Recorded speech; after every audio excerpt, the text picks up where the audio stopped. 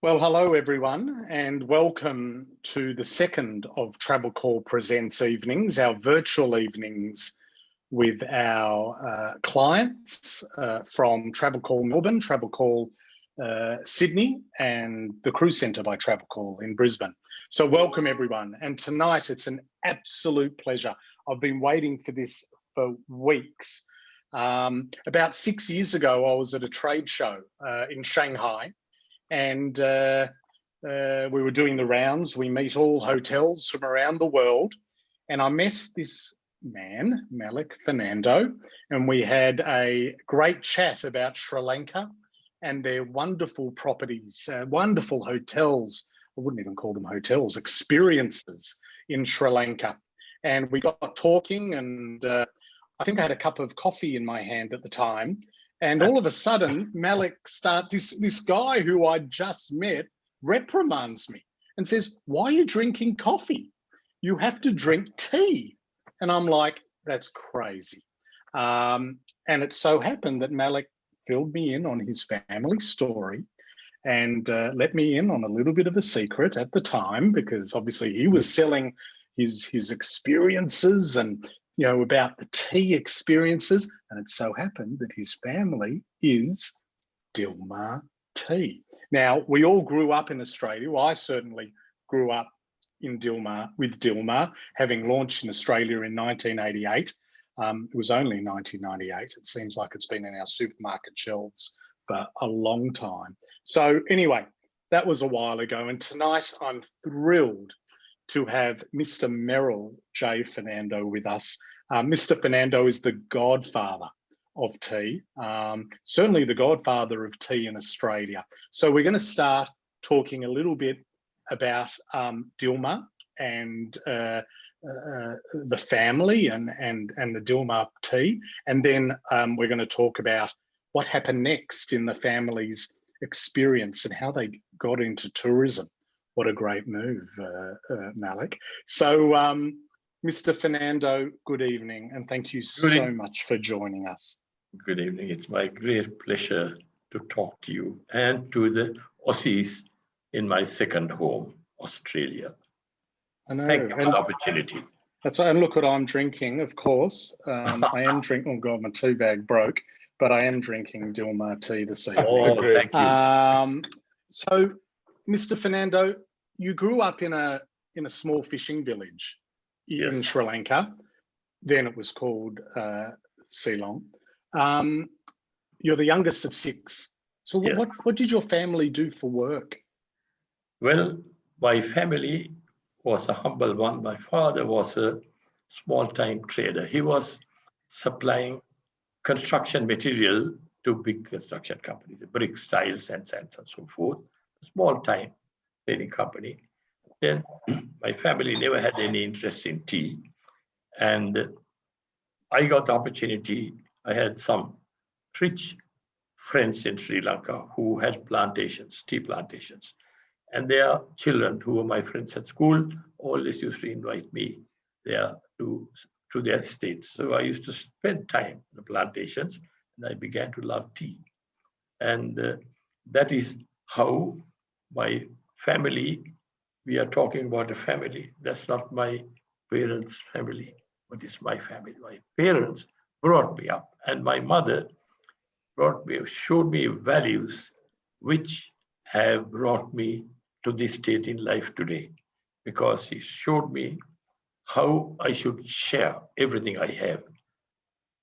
I hated that because she used to take all my cakes and sweets and give my neighbor's children.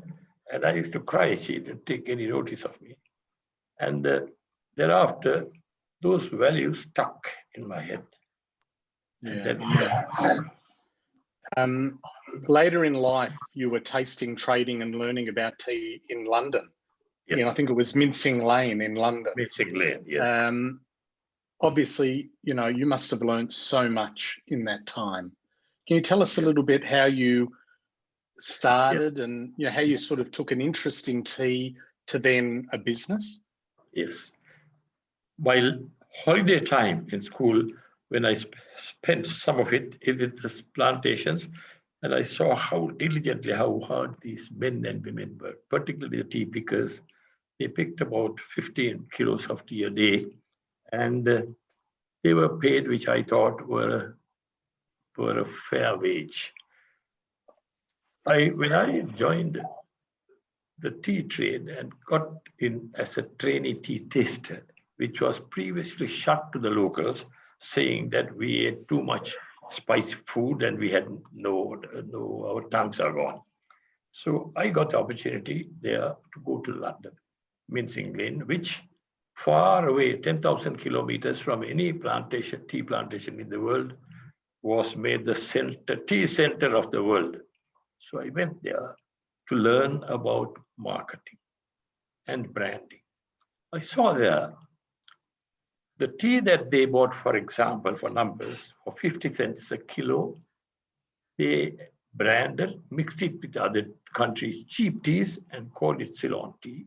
Ceylon tea had an enormous image with consumers around the world for its quality. Therefore, they were prepared to pay a premium for it. They cashed in on that and sold it for about the equivalent, about 20, 25 times the 50 cents they paid. I said, my goodness, this can't happen. The sweat and toil of our workers in plantations is creating multimillionaires in England, in other countries. I said, when I grow up, I'm going to have my own brand of tea, which will be pure Ceylon tea, and I'll give the plantation workers a break, a better life. Their children have schooling, education, and consumer the genuine product. And I launched Dilmah called Single Origin 100% Pure Ceylon tea. The next day, after I had this wild dream, when I woke up, I said, I'm a madman. How can I fight with all these big multinationals? However, I just abandoned it. Something somehow prevailed on me. I never could abandon it. It haunted me. Then I came back and I was working for a British firm and doing the things I did not want to do, supplying bulk tea to the world. That was the order of the day that day. But my thought kept haunting me. 34 years later, I launched Dilmah, Single Origin 100% Pure Ceylon tea in Australia. In Australia, because I was selling a lot of bulk tea to the major blenders and packers in Australia. Therefore, I knew the trade. And I also knew the Aussies would give the underdog a fabric. And 34 years later, when I was nearing retirement, 58 years of age, I launched Dilmah Tea in Australia. So you were 58 years old, yes, and then decided to launch essentially a huge business in Australia. Yes. It was wow. So I'm going to play the original TV ad that you launched Dilmah Tea, and I think it'll bring some memories back. Let me try and do this. Yes. Bring some memories back to our clients and friends on this call. So bear with me. This was in 1988. This is in 1988, and guarantee people on this call, this event tonight, will remember this TV ad. Here we go. Hopefully this will work. I'm sure it will. Okay.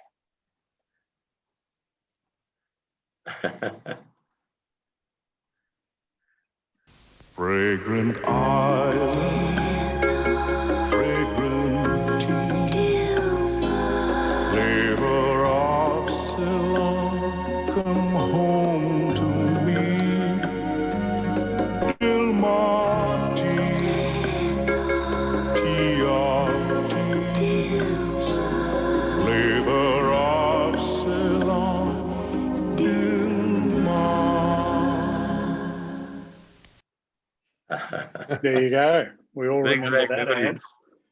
I'm sure it brings back a lot of memories for you. And I even as I definitely. Oh, now it's playing again. It definitely brings back memories, that ad. And Dilmah is definitely part of the fabric of our grocery orders, and So did you have any opposition when you started in Australia? What was the experience when you entered Australia? Well, I thought I'm just a drop of sand in the big ocean or in the mighty big world of tea. So I thought nobody would take any notice of me. I got my brand into Coles initially. They took 2 products. Oh, the whole big multinationals came crashing on me. And my tea was single origin pure Ceylon tea, way ahead of any other brand. The 2 leading brands were in quality down there, and I was up there. I went to the retailer and said, the brand leader, market leader, sold 100 tea bags at $1.99. So I told the buyer at Coles, said, I'd like to price this at $2.29. He said, but oh, you must respect the market leader. You must sell below him. I said, my tea is way ahead of him, of their quality. However, they persuaded me to list my tea at $1.89, and I was losing money on that. So when I launched at $1.89, I had a few customers slowly picking up. Then the big brand brought his price down on promotion for 2 or 3 weeks at $1.49. Then I knew that's the end of my dream. So I went to see the buyer and told him, what do I do now? He said, don't worry, Merrill, I have great news for you. I said, what is the news? We have never had so many calls and so many letters from customers saying, Coles, thank you for bringing Ceylon tea back on shelf. Because Ceylon dominated the Australian market. Australia imported 52 million pounds of tea every year, year after year. And they were all pure Ceylon teas. When the multinationals came and acquired those companies, those 3 big companies, they deleted Ceylon tea, gradually brought cheaper tea and sold at the same prices, because consumer perception of a brand is or was Ceylon tea at the time. So that was the beginning. And when he said the consumers have loved your tea, and I started advertising a little bit more, and then it grew. And the number of nice Australian ladies who told me when I met on the road or in shop somewhere and said, Mr. Dilmah, I see you every morning in my pantry. Well, I used to laugh. Yeah, and look, the rest is, as we say, the rest is history. And yes, again, you won't find, there's a lot of Australian households, that's for sure, with the look at you every morning now, that's for sure. Yeah, I thank Aussies. I have thanked them in many ways for giving me a start and making Dilmah a global brand name. It is today the 3rd brand in the world. And did I ever dream you get that? Almighty God helped me through the Australians. That is how I made this journey. When I look back, it is something I could never have achieved. Did it make you a more religious man, the experience? Yes, I was always a religious man, and I came, as I said, from a humble home. And what I have achieved today, I always say when I write, when I speak in public, I'm invited to speak in various, I said, when I look back, I just can't believe what I have done in my life. All that is owed to Jesus Christ, Son of Almighty God. I have always been religious, and that is the strength that drives me all the time.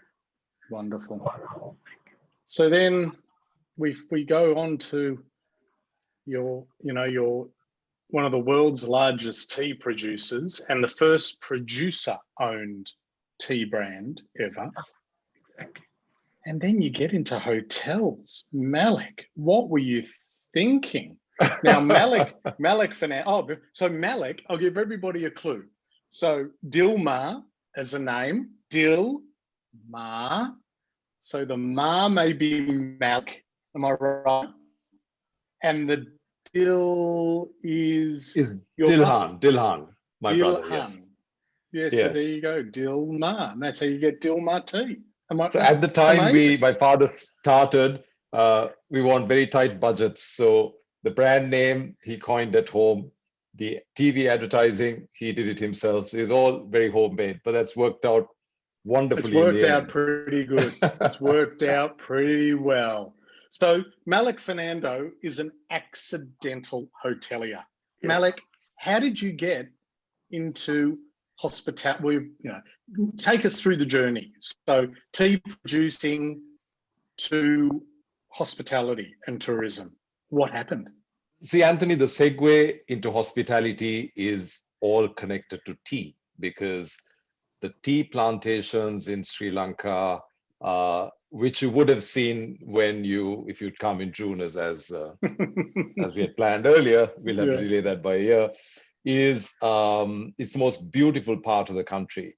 So the image that is behind you there is one of the bungalows, which we kind of restored, the original tea planters bungalows. So whenever we used to go up to the tea estates, which was quite often, to oversee the progress and to shoot TV commercials and to monitor, I just fell in love with the scenery, the climate, because it's at almost 2,000 meters, so it's quite cool, very pleasant, very outdoorsy, brilliant trekking. And it is, I would say, one of the most scenic places in the world. And it is a World Heritage Site, the Central Highlands. And I saw these historic 1850s, 1900s tea planters bungalows, which are originally built by the Should we Scots, go to the presentation? Do you want to show some pictures? Yeah, cool. Okay, let's do that. And so these bungalows, the PowerPoint. Here we go. Yeah. So, okay, I'll just quickly explain a few things here. So this is my dad at A.F. Jones, which was the British company that he was working in Ceylon when he came back from Mincing Lane in the UK back in the 50s. Okay, Anthony. Next slide. So this is the dill you see on the left and the Ma on the right. The origin of the brand name. Yeah. And there's the family. Okay. Yeah. So there's my two daughters, my brother's two boys and daughter. So this is a reprise of a similar thing we did 10 years ago, where the family was a bit smaller. So we did this actually about 2 months ago. And it's been really viral on the internet. We did a few videos and commercials. I saw that. Everyone's grown up, and 2 or 3 of them will join the business for sure. So that was Fernando family, the 10 Fernandos. Okay. Yeah, and I mean, this is, my father was alluding to giving back. His motto is that business is a matter of human service. And his vision to create his own brand was driven by the need to give back and to keep the benefits of value addition within Sri Lanka. So 15% of our earnings before tax of all the tea companies, the hotel companies, our packaging companies, all the other businesses that we have, goes towards good works in the form of the MJF Charitable Foundation, MJF are my father's initials, and Dilmah Conservation. And these two are the largest, most active private sector organizations, charitable organizations in the country. So here you see the Empower Culinary School. We put out about 100 chefs a year from disadvantaged communities, from kids of tea pickers, and some of them have gone out through our other programs to become judges, magistrates, doctors. They've gone to university. Some of them come to the culinary school, and then from other disadvantaged parts of the country. And it's an entirely free culinary education associated with the World Association of Chefs Society. So about 100 of these kids, and some of them are differently abled, some have cerebral palsy, and they're put out there and they end up working with some of the Dilmah hotels, Resplendent Ceylon. Some end up at some of the global brands. Some have even traveled overseas. So this is just one of the many programs that we do through our foundation. Okay, Anthony. So this was one of the bungalows, yeah? Yeah, okay, so onto tourism. So this is Castlereagh Bungalow, which, and they all look like this, and they were, pretty disheveled, and these are gracious, beautiful, historic bungalows.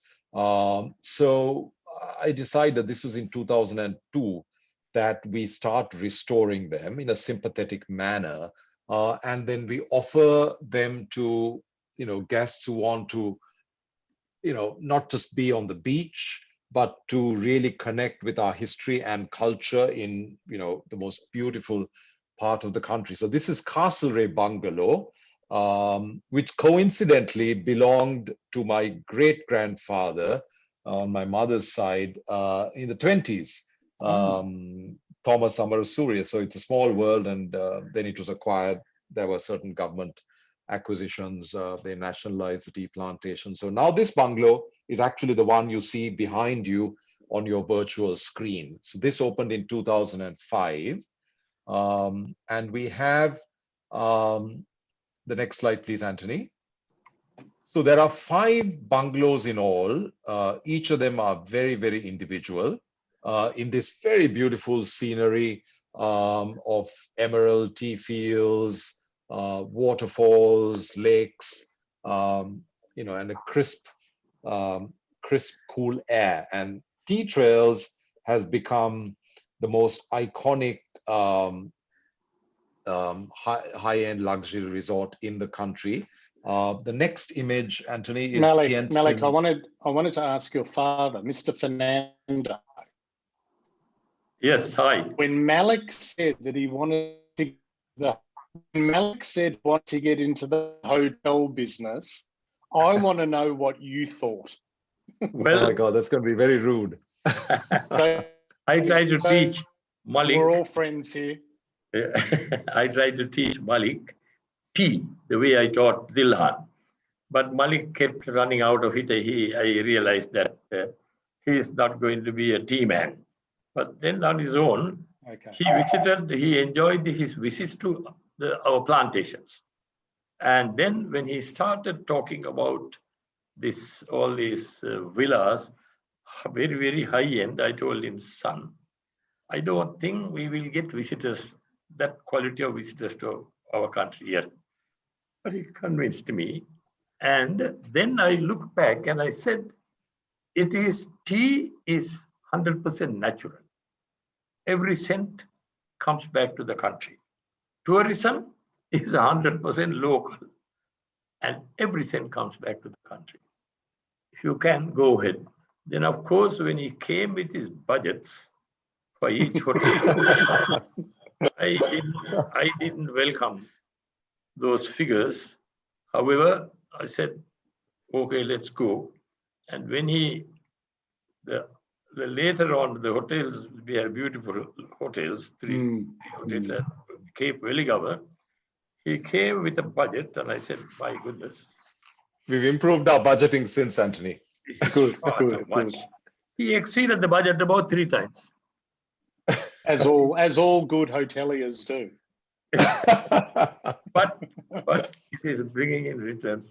And of course, it's wonderful. We are having a difficult time now. But so what are we looking at here? What are we looking at here, Malik? So this is Tientsin Bungalow, 1898 was when it was first built. So we've restored it very tastefully. It's not blingy, it's not over the top. So it's very, very authentic. And you've got, each bungalow has between 5 and 6 rooms. Fabulous butler service, amazing food. All of our properties are members of Relais Chateaux, and I'm sure your valued clients are familiar with Relais, which is, for me, it was always a dream. It's this Parisian-based collection of family-owned and managed boutique, esoteric, individual lodges around the world, and they've got something like 400 Michelin stars under their belt. So Relais kind of our values alive, where we just, it's all about not being a conventional hotelier, offering really authentic, unique experiences to our guests. So when Tea Trails opened, people really didn't know what to make of it, but within a couple of years, it just became so much in demand and we just couldn't cope to the point where we had to add another bungalow. So we've still got just 5 bungalows and 27 rooms in all. And that kind of inspired me, Anthony, to realize that our brand of hospitality, I call myself an accidental hotelier because that's how it started. It was a sort of a love affair with the tea country. So this is your arrival. You arrive by seaplane. You can, of course, drive up as well. It's just 20 minutes from the international airport. And you have Castlereagh Bungalow there hidden amidst the trees. You taxi up and your butler is waiting for you with a glass of champagne. So it's a gorgeous area, and it's a World Heritage Site. Amazing trekking, mountain biking. There's a famous holy mountain called Adam's Peak that you can climb, and you connect. It's about connecting with family and friends. People take a full bungalow for multi-generational travelers, grandparents, parents, kids, and you're a tea planter living in your own tea estate. It's very unhotel-like, but yet we've got the best croissant, the best food, an amazing wine list. You learn all about tea with our tea planter in residence. There's a daily complimentary tour. You learn all about picking, processing, tasting, and you leave with a sort of a newfound appreciation for Ceylon tea. It really is a labor of love, and it's been processed the same way since the 1860s, 1867, which is when the great Ceylon tea industry was started. So it's all about this experience, non-hotel-like. And we've had clients, families go, and the kids love it because mum and dad can sit there and relax, or the grandparents can sit there and relax, and the kids can go and discover so much when they're there as well. That's the feedback that we've got. Yeah. Our naturalists are fantastic, in terms of, junior ranger programs. You can follow the trail of the leopards who frequent that area. You could go kayaking, whitewater rafting. So there's something, you can be as relaxed as you want to be or as active. So this Tea Trails is really what underpins any holiday to Sri Lanka. Many travel agents check on availability of Tea Trails and they pivot the rest of their itinerary around availability, which actually was very, very tight until COVID hit us. And, in a year from now, we should be hopefully, touch wood, back to normal. So this is Tea Trails, Anthony. So that's when you caught your bug for hotels, and then you sort of expanded from there, yeah? Yes. So Tea Trails opened in 2005. We had a conflict that was going on in Sri Lanka, which ended in 2009. So when we opened, at that time, I thought, okay, this is a beautiful thing. It should do okay.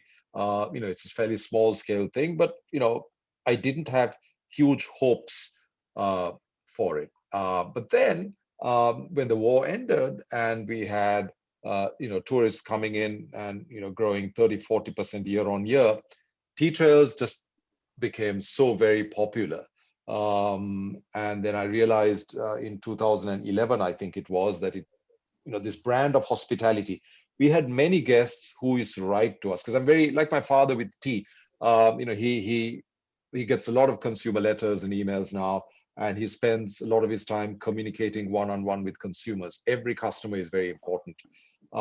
Similarly, for Tea Trails, I used to get a lot of letters saying, we love Tea Trails, but then we went to the beach or we went to, wildlife park, and, it wasn't the same. It was disappointing. We just didn't feel like we did at Tea Trails. So it got me thinking that maybe that particular formula could be replicated and expanded. And then, that's when Cape Weligama, Wild Coast, and actually 3 more resorts on the drawing boards.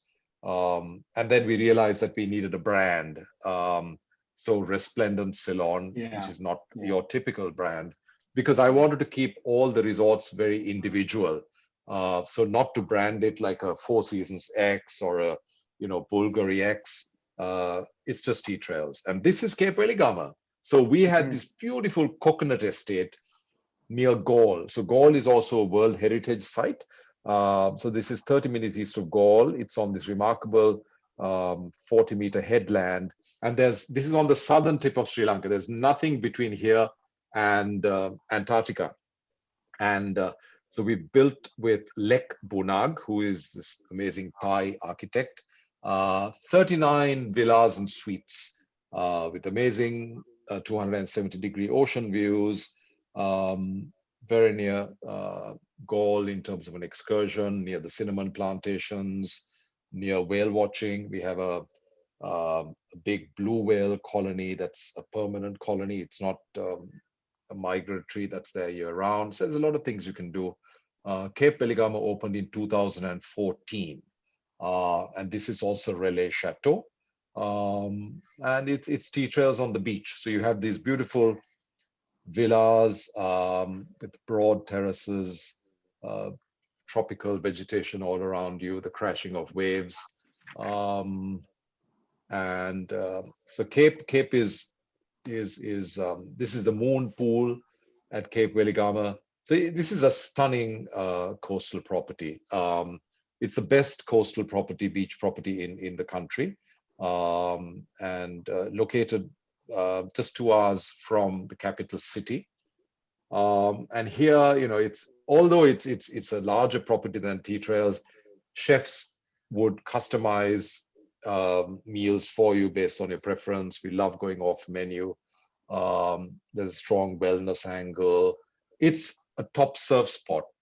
Southern Sri Lanka has the best, you know, particularly if you're a beginner or intermediate, it's got some amazing waves. A lot of Aussies come down for the surfing, and Cape Weligama is in the epicenter of that. So our bay there is virtually private, so it's not busy like some of the other surf breaks. So surfing, whale watching, history, heritage in the town of Galle, which has a 500-year-old Portuguese. It's still a living town in a Portuguese fort, and culinary wellness. So typically the length of stay here is 4 to 5 days. Tea trails is 2 to 3 days or nights. And actually the circuit, typically people would stay at tea trails. Then they'll go to our next resort, which will follow now, which we actually built in 2017, which is Wild Coast Tented Lodge, which is our safari lodge you see here. And this is really a unique design. It won the UNESCO Design Award.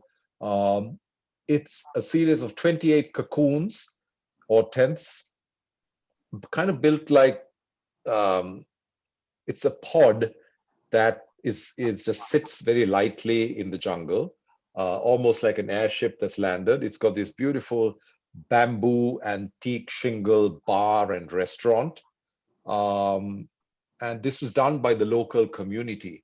We retrained local fishermen who are nimble with their fingers, with their nets and so on. We got some consultants down from overseas, and they showed them how to do these structures. So it's very ecologically sensible, and it's right next to this national park, which has the highest density of leopards in the world. So this is a cocoon, and a cocoon is about a 600 square foot, 700 square foot, 55 square meter king bedded pod, many of which have pools. And the next image shows the interior. So this is very, very funky and super comfortable. Lots of brass and leather and copper. So it's very authentic safari style, but not your conventional safari tents, which kind of, to me, are a bit boring. So this is a one-off custom design that was stitched and fabricated at site. So it's almost like Savile Row's suit being cut one at a time, slight imperfections here and there, but it's come together very nicely. And here you'd see leopard, you've got elephant, you've got a great team of rangers, you've got Buddhist monasteries, Hindu temples. So this is a nice stop, just 30 minutes by air from tea trails or 4 hours by car. And that's the second when guests do our resplendent journey. Tea trails first, then Wild Coast, then Cape Weligama. The big conspicuous omission is the cultural triangle. Yeah. And we've just started there. That's around Sigiriya. So what's next on the radar for, so you said you have 3 in development, or 3? Yes. So we've got, the most historic part of Sri Lanka. We're still undiscovered, because of our conflict, and we've not marketed ourselves well. If you look at Angkor Wat in Cambodia, it's globally known. But our complex of temples from 2,000 years ago, from our kings, the Buddhist kings, is pretty amazing. They're in three particular areas in the shape of a triangle. So it's called the cultural triangle. And the most well-known, maybe, this rock called Sigiriya. It's this 800-meter massive. It just sticks out. And a king set up his castle and his palace at the very top. So that's a World Heritage Site, and that's the most visited part of the country. So we don't have a property there. So I found a beautiful lakeside 14-acre forest on which we've just started work to open in 23, when all this COVID nonsense is behind us. And that's going to be a 33-suite resort in the cultural triangle. And then we're looking at a resort in Trincomalee, which is the most beautiful. It's the second largest natural harbor in the world after Pearl Harbor. And during World War II, the entire Allied fleets were in that natural harbor. So that's a Maldivian style beach. So many of our clients stay with us, and then they'll fly off to the Maldives for a week. But when we open Trincomalee, they don't need to leave Sri Lanka, because you've got the similar beaches, but it's more authentic. You meet the locals, you try local cuisine, you can go on safari and see elephants an hour away. So as a beach, as a beautiful beach location, Castaway, Robinson Crusoe style, that's my vision for that location. And eventually, we have to pace ourselves, and my father has to approve the budgets. So Colombo will come down the track, but a very boutique kind of property. So that really is our vision. I think my Malik, father wants your to say father, Mr. Fernando, wants to say something. Over to you, Mr. Fernando. Yes. Well, I was very keen to get my Aussie friends to visit Sri Lanka and enjoy the beauty of our country. So nobody was really over anxious. So I introduced various competitions, and the prizes were visit Sri Lanka. So they started coming. clarify, this was in 2001. This was back then, in around 2001. Yeah. And then I took them around the country. We didn't have any other hotels, I think, then. And the first one thing every one of them said was, why do we go to Bali and risk our lives?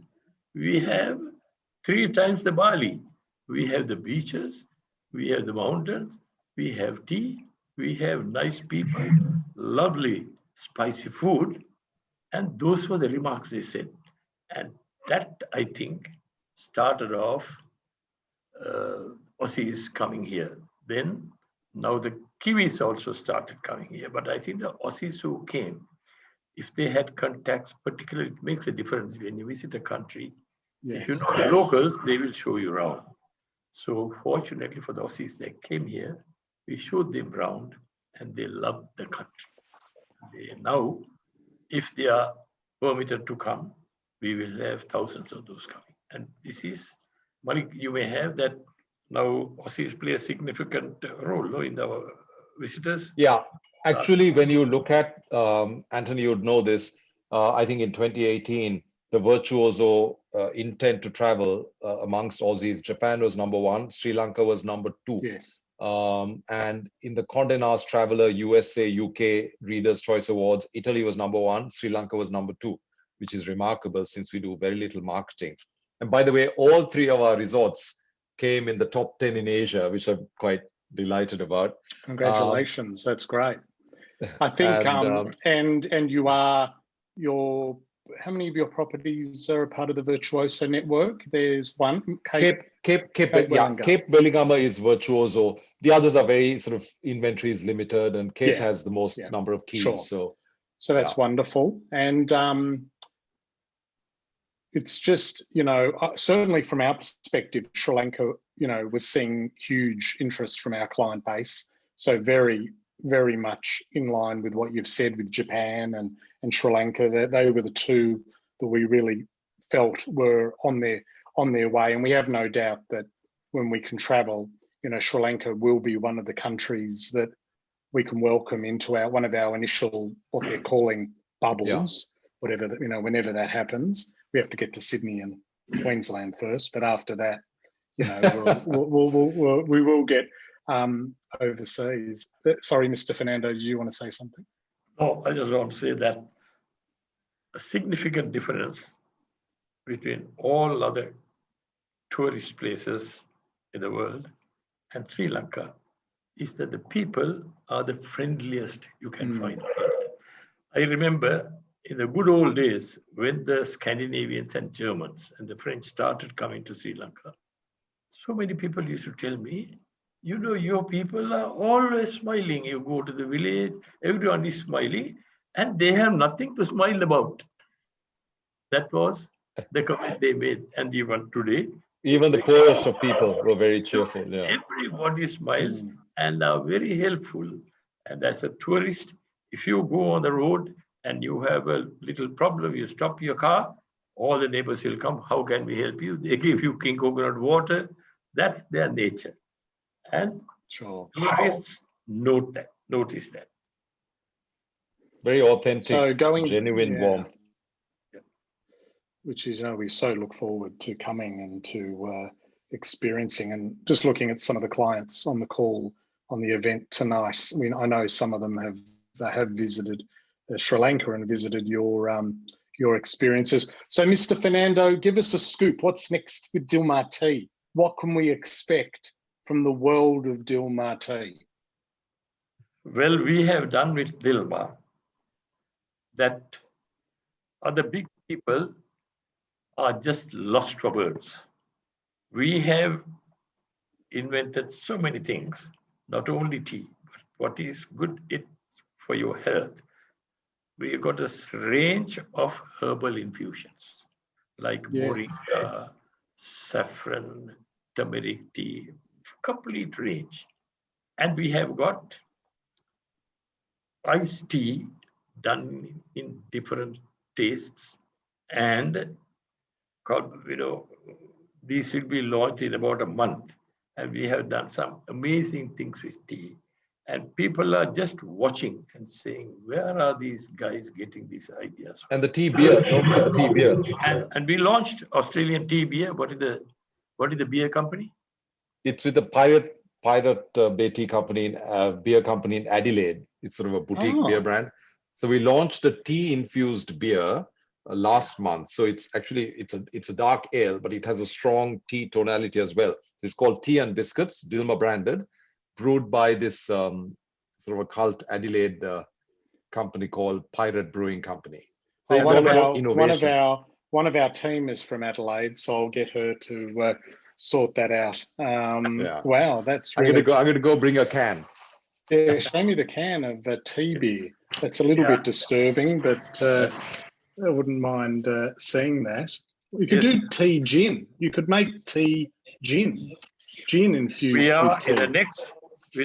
We have just tied up with the firm in Scotland, a company that is growing a little bit of tea in the garden, but we will send more tea. We'll have a gin and another beer in Scotland with a small family company. In the next month, we have. I had a remarkable experience. A lady from Scotland established contact with one of my friends in Gaul during a visit. And he said, I want to see this Mr. Merrill J. Fernando, who has his tea. He said, why?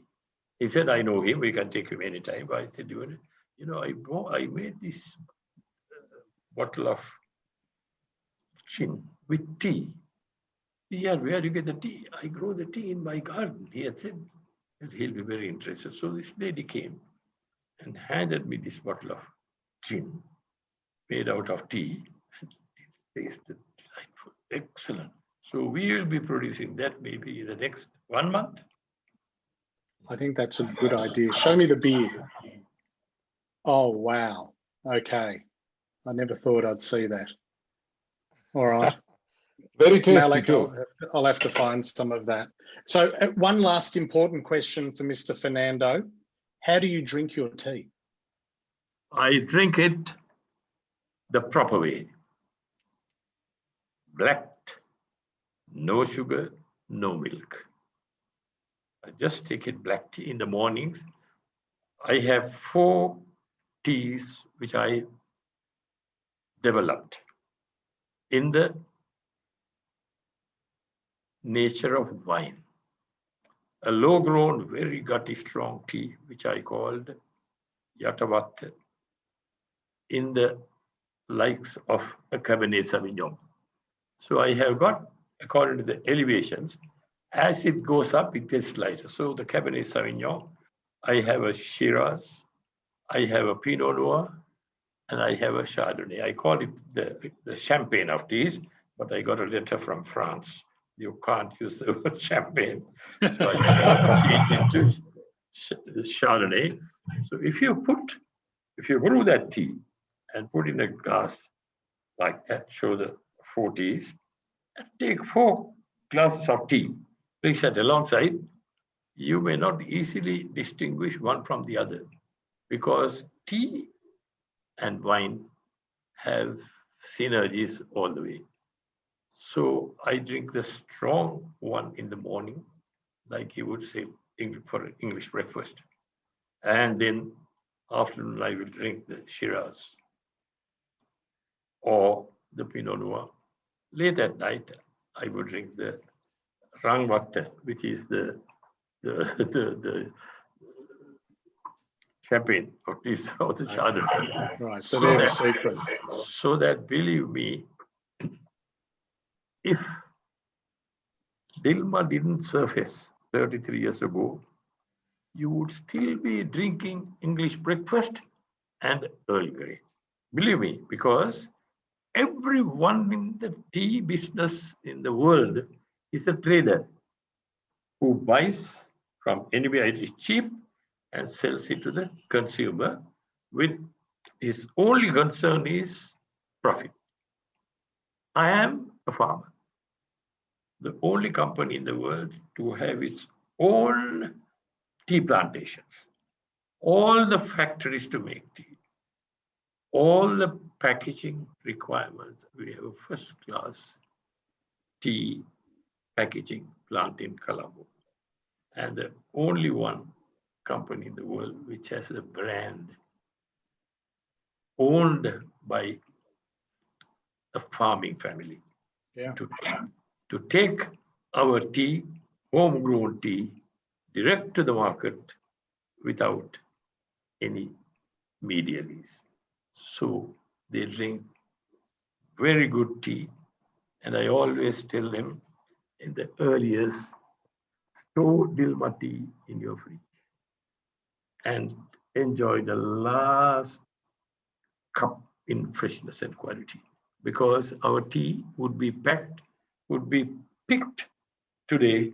In 14 days, it could be on a ship. Therefore, respect the freshness, keep it in the fridge. And so we have done all the good things for tea. So to make sure you enjoy it, black always, warm. Thank you. Thank you. Thanks for those tips. And thank you so much, Mr. Fernando. Thank you, Malik. Come and see how we do it, Anthony, and stay at one of the tea trails bungalows and see firsthand.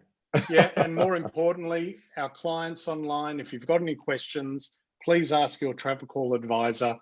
You know, we'd be more than happy to speak to Malik, and maybe, you know, you could even sneak in a visit with Mr. Fernando, who knows, but you know, we'd love to see you. And he will show you how to make the best cup of tea, 1-to-1.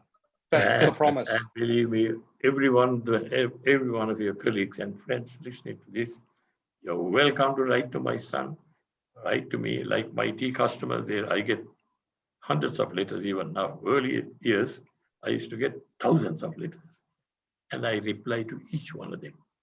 All right. Well, thank you so much. So thank you for giving me this great honor and Thank blessing. you.